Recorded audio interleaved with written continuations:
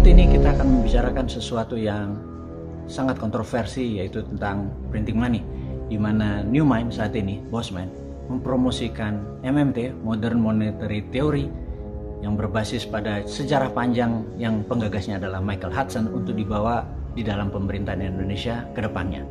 Di mana dalam 20 tahun terakhir, yaitu Ibu Mega 3 tahun, Pak SBY 10 tahun, dan Pak Jokowi 7 tahun, selama 20 tahun ini Indonesia belum juga menjadi negara superpower, malah negara penghutang. Itu karena tidak menggunakan konsep Modern Monetary Theory. Tapi itu masa lalu, sekali lagi. Yang penting adalah nanti di 2024 sampai 2045 ada 21 tahun, dan di 2045 adalah Indonesia menjadi Indonesia emas karena sudah 100 tahun negara kita berdiri.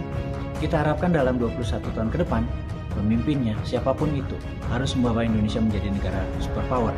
Dan kita percaya selama konsep bernegaranya seperti genre 3 presiden terakhir, kita atau saya secara pribadi menganggap tidak akan mungkin Indonesia menjadi negara superpower. Yang jelas saya ucapkan terima kasih kepada 3 presiden terakhir karena sudah membuat Indonesia menjadi negara yang tetap utuh.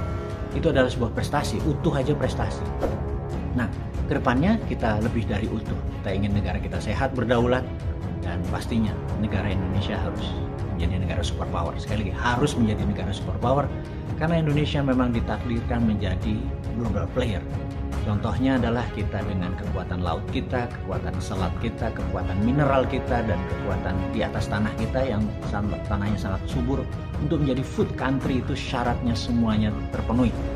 Tetapi saat ini 3 presiden terakhir tidak pernah memanfaatkan selat tadi, tidak pernah memanfaatkan kekuatan maritim tadi, tidak pernah memanfaatkan kekuatan mineral sebagai deterrent faktor atau faktor penggentar, dan juga tidak membuat negara ini surplus pangan untuk menjadi food country, tapi kita masih impor termasuk pupuknya. Tapi sudahlah, kita nggak usah berpikir apa yang sudah mereka lakukan. Toh mereka sekali lagi adalah presiden yang dipilih oleh rakyat, dan tugas kita ke depan adalah bagaimana kita membuat lebih baik. Tetap mereka adalah senior kita, dan kita tetap harus menghargai siapapun mereka itu yang telah membuat negara ini utuh. Itu luar biasa. Kembali ke masalah printing money. Banyak sekali orang yang memaki Bosman, bilang goblok, bilang sontoloyo, bilang stupid, bilang fuck, bahkan kita dengan mengatakan bahwa kalau printing money dilakukan di Indonesia, Indonesia akan hyperinflation dan pemerintah sekarang akan kolaps. Maka kalimat itu saya anggap tidak salah. Benar, kalau kita saat ini lakukan printing money, Indonesia pasti akan kolaps. Karena prinsipnya dari inflasi, sahabat semua, sekedar mengingatkan, inflasi itu terjadi kalau jumlah uang beredar lebih banyak dari jumlah produksi. Sekali lagi, inflasi itu terjadi kalau uang beredar lebih banyak dari jumlah produksi. Dan saat ini kalau di printing money, uang beredarnya pasti lebih banyak dari tingkat produksi, karena jangan-jangan produksi Indonesia saat ini terburuk dalam beberapa pemerintahan terakhir. Ya, ada masalah karena COVID, masalah PPKM, dan strategi kesehatan lainnya. Tapi yang jelas, kalau di printing money sekarang, saya setuju akan inflasi. Tetapi ke depan kita harus punya grand plan seperti negara-negara yang pernah sukses dengan printing money.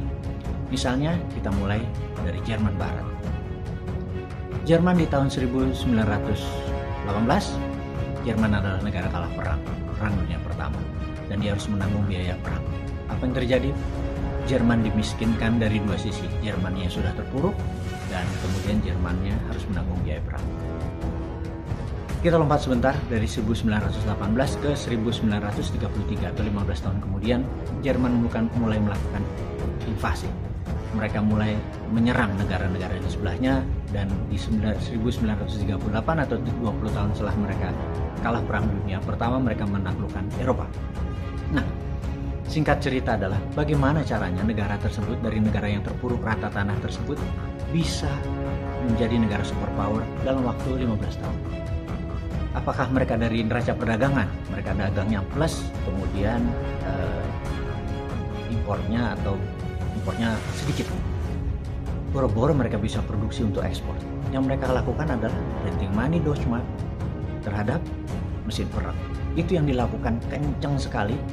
Uang beredar di Jerman sendiri, mata uang mereka sendiri, dan produk mereka sendiri. Itulah yang membuat Jerman bisa menjadi negara superpower dalam waktu 15 tahun.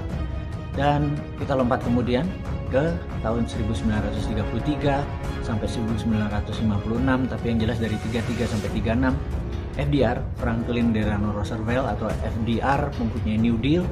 New Deal adalah strategi Amerika membangun infrastruktur jalanan. Ada 11 dari utara ke selatan, ada 15 dari timur ke barat, untuk mempromosikan atau untuk menstimulus industri-industri mesin dan industri mobil. Jadi bukan hanya sekedar membangun jalanan yang uangnya Amerika, modalnya Amerika, mesinnya Amerika, teknologinya Amerika, semen, pasir, batu, besi semua Amerika. Dan di dalam membangun infrastruktur tadi tujuannya bukan hanya membuat jalanan yang isinya mobil asing, tapi yang jelas membuat jalanan mobilnya mobil Amerika. Jadi dia hanya memutarkan bisnis di domestic consumption. Dan singkat cerita, strateginya adalah printing money. Waktu itu adalah New Deal itu adalah $100 billion. Itu $100 billion masa itu, bukan sekarang ya. Mungkin kalau sekarang nilainya hampir 10 kali lipat dari nilai yang di print atau dicetak berdasarkan proyek infrastruktur tadi yang namanya New Deal. Kemudian kita lompat kembali ke tahun 1945, di mana Jepang kala itu adalah negara yang kalah perang. Hiroshima Nagasaki membuat Jepang rata tanah. Dan kemudian 1964 alias 19 tahun kemudian ada olimpiade yang sangat besar dan termodern masa itu, Olimpiade Tokyo. Dunia sangat terkejut dengan adanya kemajuan yang Jepang lakukan hanya dalam 19 tahun. Pertanyaannya, apakah dalam 19 tahun itu pakai neraca perdagangan, pakai surplusnya perdagangan, baru dia membangun Jepang? Ya tidaklah. Shinkansen, rel kereta api, kereta cepat, itu underlay-nya dari printing money-nya yen. Dan nilai yang membuat Jepang menjadi negara superpower juga kembali dalam waktu hanya 20 tahun. Kemudian kita lompat lagi di 1989, Deng Xiaoping memutuskan dengan dua currency, dengan dua standar keuangan, dengan dua standar perekonomian, yang yuan berbasis dolar, yang renminbi berbasis project. Dan inilah yang dalam 20 tahun kemudian, yaitu sekitar 2008 pada saat Olimpiade Beijing, dunia shock melihat negara tersebut menjadi negara superpower, tumbuh dengan sangat cepat. Dan terlepas dari itu semua, kita kembali ke tahun 1971, di mana Nixon mendeklar bahwa dolar tidak diprint berdasarkan emas lagi, tetapi berdasarkan proyek dan hutang. Dan inilah membuat kita tahu bahwa printing money itu tidak harus berbasis emas, tapi bisa proyek atau hutang. Dikonfirm dengan Hudson Institute yang penggagasnya adalah Michael Hudson sebagai penasihat dari Nixon.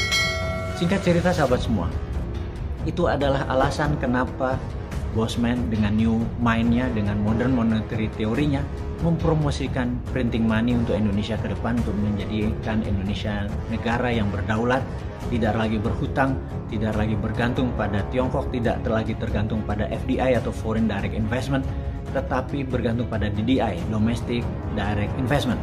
Sahabat semua, semoga penjelasan yang singkat ini bisa memahami bahwa printing money tidak akan menyebabkan inflasi kalau ada produksi yang menjamin sebagai underlay-nya, dan produksi kita adalah Indonesia menjadi negara superpower di 2045, 100 tahun Indonesia merdeka atau 21 tahun setelah 2024, dan strategi itu adalah satu-satunya printing money yang diusulkan oleh kaum New Mind.